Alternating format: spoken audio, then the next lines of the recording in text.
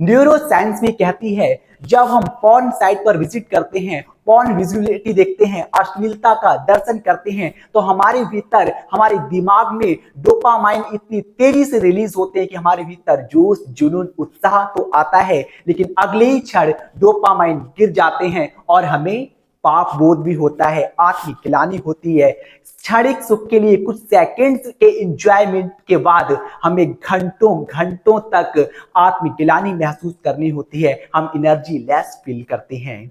और इसके बाद भी, इतना सब कुछ जानने के बाद भी, अभी हाल ही में वायरल हो रही तेजी से 1934 वीडियो के हम बहुत बुरी तरह से दीवानी हो गए। यहां तक इतना भी सुनने में आया कि युवाओं ने उस वीडियो का लिंक पाने के लिए पे भी किया है, पेमेंट भी दिया है, रुपए देकर भी उस वीडियो को देखने की चाहत युवाओं के भीतर देखी गई। आप जब मेडिटेशन की बात आएगी तो हम कहेंगे भाई हमारे पास तो समय ही नहीं है। आपके पास 1934 वीडियो देखने का समय था, लेकिन मेडिटेशन करने का समय नहीं है। और दूसरी चीज, हम लोग तर्क नहीं कुतर्क करते हैं कि भाई यदि ये गलत ही है तो फिर इसे बनाया ही क्यों गया, भगवान ने इसे बनाया ही क्यों। आपके प्रश्न का मैं उत्तर दूं उससे पहले मैं आपसे एक प्रश्न करना चाहूंगा, हमारा आपका जीवन प्रेम की निशानी है या वासना का दुष्परिणाम। Internet does not create the lust and violence, but it can amplify the lust and violence already growing inside a disturbed mind.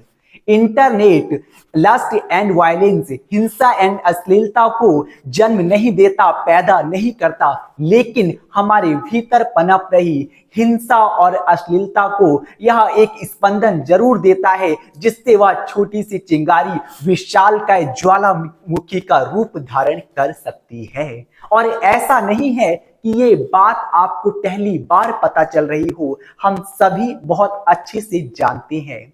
Neuro science भी कहती है जब हम पॉर्न साइट पर विजिट करते हैं, पॉर्न विजुअलिटी देखते हैं, अश्लीलता का दर्शन करते हैं, तो हमारे भीतर, हमारे दिमाग में डोपामाइन इतनी तेजी से रिलीज होते हैं कि हमारे भीतर जोश, जुनून, उत्साह तो आता है, लेकिन अगले ही क्षण डोपामाइन गिर जाते हैं और हमें पाप बोध भी होता है, आत्मग्लानि होती है।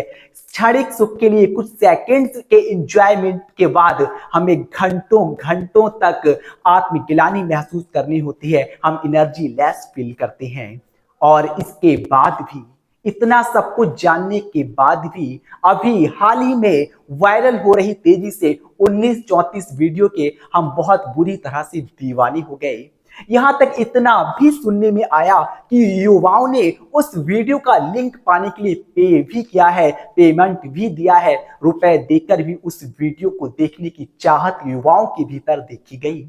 क्षमा कीजिएगा, मैं सभी की बात नहीं कर रहा हूं, लेकिन हम अच्छे से जानते हैं, जहां न्यूरो साइंस, मेडिकल साइंस भी कहती है कि पॉर्न विजिबिलिटी हमें अंदर से खोखला कर देती है, तो वहीं हमारा अध्यात्म ज्ञान, हमारा स्पिरिचुअल साइंस भी कहता है कि 5 विकारों में सबसे तेज है काम विकार। यह ना केवल हमें भीतर से खोखला करता है, बल्कि हमारे जीवन को खत्म कर देता है। आप कहेंगे अरे इतना क्यों ज्ञान देना, सिर्फ हमने देख ही तो लिया।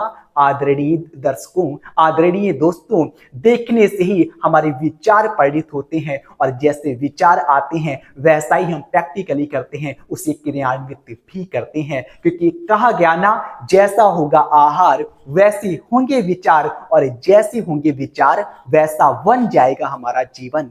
आदरणीय दर्शकों, यहाँ पर आहार का मतलब सिर्फ खान पान से नहीं है, बल्कि विजिबिलिटी से भी है। हम अपने ज्ञानेंद्रियों से क्या देखते हैं, क्या सुनते हैं, यह भी हमें प्रभावित करता है। हमारे विचारों पर दृश्यता का सबसे गहरा प्रभाव पड़ता है, और इसका ज्वलंत उदाहरण है कोलंबाइन स्कूल शूट के बारे में आपने सुना होगा।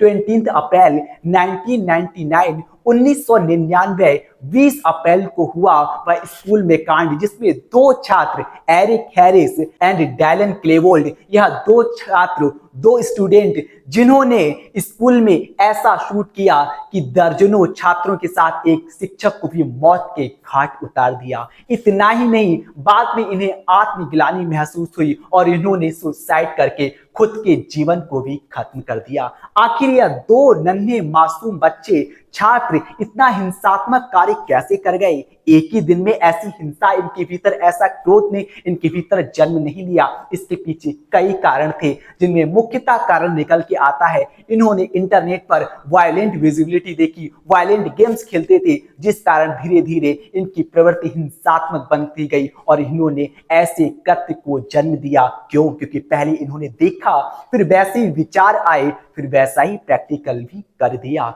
हिटलर का नाम हम सभी ने सुना होगा। हिटलर ने एक ऐसी कूटनीति चली, एक ऐसी युवाओं की फौज तैयार की, जिन्हें केवल और केवल हिंसा सिखाई गई कि हमने सिर्फ और सिर्फ जीतना है और उस जीत के लिए चाहे कितनी भी हिंसा क्यों ना करनी पड़े। हिटलर ने भी पहले उन्हें विजिबिलिटी दिखाई गई, उन्हें वायलेंट विजुअल दिखाए गए, जिससे वह जैसा देखते गए और वह बच्चे अंततः हिंसात्मक प्रवृत्ति के बन गए और एक ऐसी नफरत भरे बच्चों की फौज तैयार कर दी थी हिटलर ने। यह ज्वलंत प्रमाण है कि जो देखा गया वैसा ही बन गए। और वहीं हमारे स्वामी विवेकानंद जी, उनके परिवार में आध्यात्मिक माहौल था। उन्होंने अपनी मां से बचपन में ही प्रभु की गाथाएं श्रवण की, प्रेम, सद्भावना, सौहार्द की बातें सुनी थी और अंततः वो आज युवाओं के आदर्श कहे जाते हैं। स्वामी विवेकानंद जी, जिनके पिताजी भगवान शिव के अनन्य उपासक थे, उन्होंने भी बचपन से ही आध्यात्मिक चीजों को देखा, आध्यात्मिक वातावरण को देखा। तो वही वह छोटा सा बालक शंकर आज स्वामी दयानंद जी के नाम से जाना जाता है। यह भी प्रमाणित करते हैं कि बच्चों ने जैसा देखा वैसा ही बन गए। मार्टिन लूथर, उनके पिताजी पादरी थे, उन्होंने भी इंसानियत का पाठ पढ़ा था बचपन से और अंततः वह भी पीस आइकॉन बनकर के सामने आए। उन्होंने भी बिना हिंसा के बदलाव ला करके रख दिया। नेल्सन मैंडेला, जो 27 साल तक जेल में रहे, उसके बाद भी उन्होंने बदला नहीं लिया, अपितु बदलाव लेकर के आए। क्यों? क्योंकि उनके परिवार में भी बचपन से उन्होंने प्रेम सौहार्द की भावनाओं को चारों तरफ देखा था। बच्चे हों या युवा, जैसा देखते हैं वैसा ही क्रियान्वित भी करते हैं। ये गाथाएं, ये एग्जाम्पल्स अनेक हैं, जहां पर जैसा देखा वैसा किया। उसके बाद भी हमने पॉर्न विजिबिलिटी को देखने के लिए, यहां तक कि उसे पे किया उस लिंक को पाने के लिए। उस 1934 वीडियो में आपको अच्छे से पता है वह लस्टफुल वीडियो थी, उसके बाद भी ऐसी दीवानगी छा गई।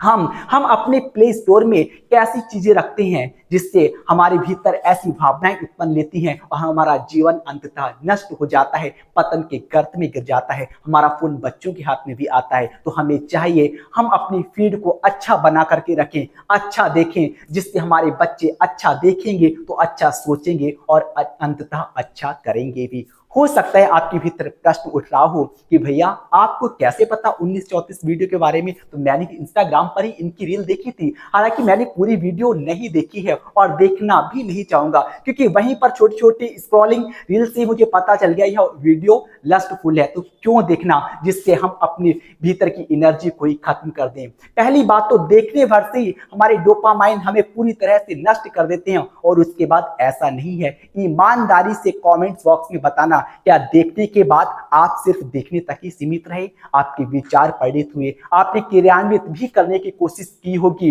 प्रोसेस कोई भी रही हो, आपने वाइटल फ्लूइड को रिलीज किया ही होगा और उसके बाद अंततः पश्चाताप हुआ होगा, एनर्जी लेस फील किया होगा।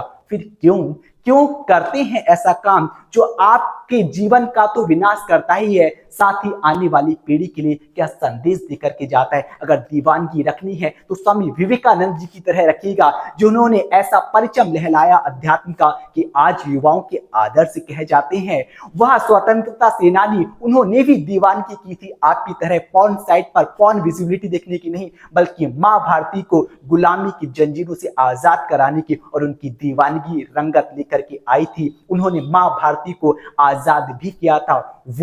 वो हमें बनना है, उन युवाओं से हमें सीखना है, वो विजुअलिटी हमने देखनी है, वो दृश्यता का हमने दर्शन करना है, जिससे हमारे विचार परिणित हो और हमारे विचार अच्छे होंगे तो हमारा कर्म भी अच्छा होगा। हम अच्छी चीजों को प्रैक्टिकली करेंगे, जिससे ना केवल हमारे जीवन का बल्कि हमारे राष्ट्र का उत्थान होगा, हमारे समाज का भी उत्थान होगा। लेकिन मुझे बड़ा आश्चर्य हुआ देखकर और खेद भी हुआ कि एक वो युवा हुआ करते थे जो समाज में, राष्ट्र में परिवर्तन लाने के दीवाने हुआ करते थे, लेकिन आज का युवा ऐसी पॉर्न वीडियो का दीवाना बन बैठा। 1934 हद है यार। आप लोगों ने मतलब उसके पीछे मतलब पे भी करना चाहा और फिर आप कहते हैं हमारे पास तो अजी समय नहीं है। चलिए आपने अगर देख लिया तो ऐसा नहीं कि देखने तक ही रहा हो, हमने पहले भी कहा आपके विचारों में परिवर्तन आ गया होगा। लेकिन चलिए कोई बात नहीं, हम यूथ हैं, हमारे भीतर अट्रैक्शन आता है, सेक्सुअलिटी हार्मोन्स चेंजेस की वजह से आती है।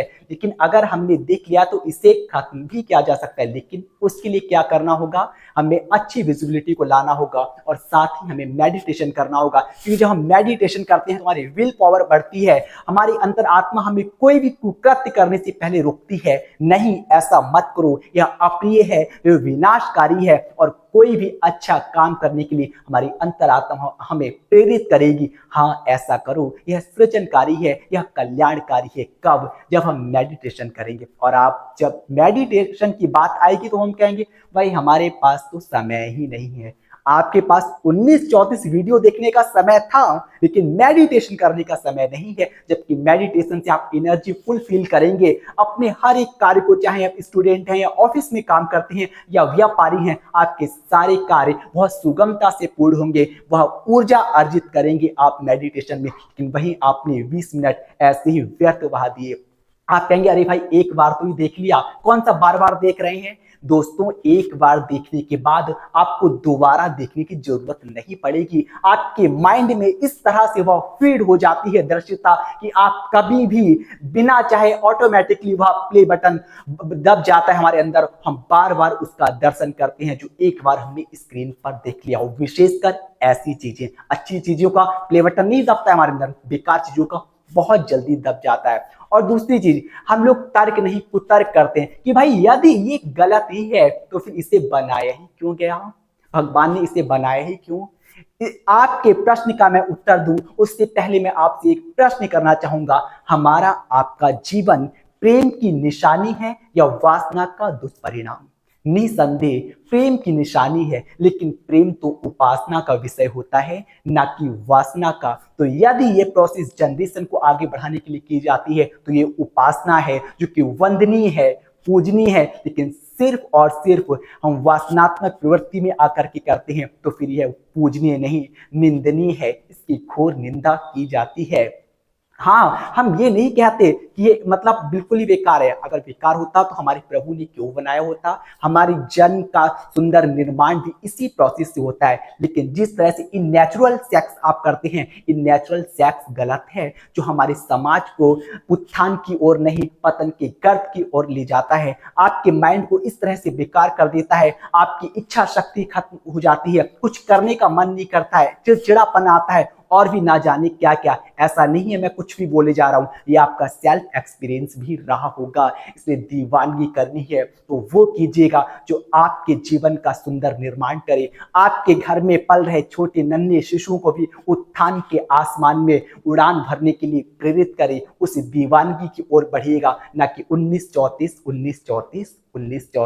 और इन्हीं के शब्दों के साथ मैं अपनी वाणी को यहीं पर स्थगित करना चाहूंगा और आप सभी से करवत निवेदन है कि अपनी प्लेलिस्ट को अच्छा बनाइएगा, अपनी फोन की फीड को अच्छा बनाइएगा। आपको एक बार भी भय ना हो कि आपका फोन किसके हाथ में जा रहा है। बच्चों के हाथ में भी जाए तब भी आपको अंदर से लगे हाँ मेरे फोन में ये कुछ ना कुछ अच्छा ही देखेगा, कुछ ना कुछ अच्छा ही सीखेगा। इसलिए आप इस देश के युवा हैं और युवा का उल्टा क्या होता है, वायु, जो कि अपने वेग में आकर के कुछ भी कर सकती है। लेकिन ध्यान दीजिएगा उससे दिशा का भी भान रखना होगा। अगर वायु किसी भी दिशा में जाती है तो वह विध्वंस भी करती है, तूफान भी ले आती है और वही सृजन भी करती है। इसलिए आपको सृजनकारी युवा बनना है, न कि विध्वंसकारी। आपको अपने अच्छी विजिबिलिटी रखनी है जिससे आपके विचार अच्छे हों, और जब विचार अच्छे होंगे तो आपका कर्म भी अच्छा होगा, जो सृजनकारी होगा, निर्माणकारी होगा। And now stop my voice and leave this video. Thank you so much.